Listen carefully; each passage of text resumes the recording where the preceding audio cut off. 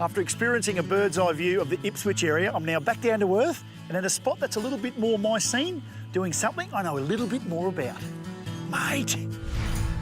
Dale from BCF Ipswich is taking me for a paddle and fish on the brackish waters of College's Crossing in the suburb of Chuar. This area marks the last tidal stretch of the Brisbane River, and it's also the boundary between Brisbane and Ipswich.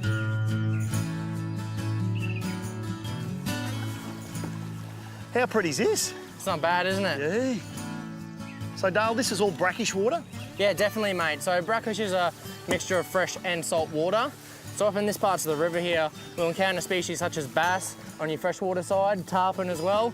And then when you head a little bit further downstream, you'll encounter brim, flathead, a couple of other species, your bread and butter species you'll find in most estuaries. You got the best of both worlds? Yeah, definitely. Yeah, it's sport for choice down these ways in the river.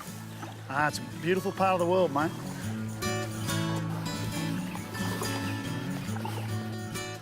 So these guys are structure orientated, the bass that we're chasing, so the secret is to get in as tight as we can to the structure, and it's just a slow roll. I'm using a soft plastic. And young Dale, you're on the hard body. Yeah, generally it's going for the reaction bite. So I'm hoping this is what they're eating today.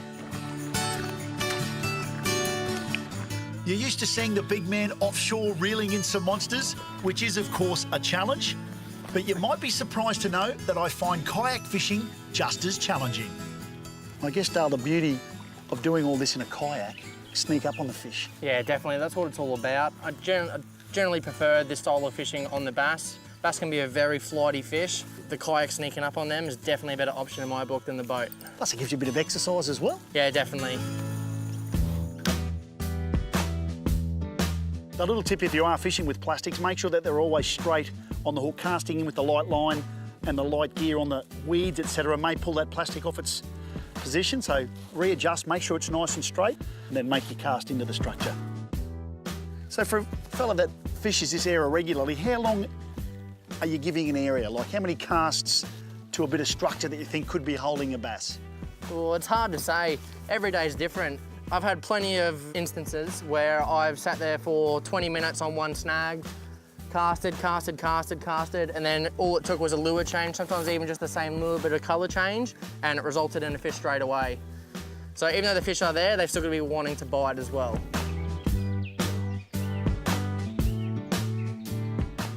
Urban myth, bull sharks in this area? Oh, it's definitely not a myth, Scotty.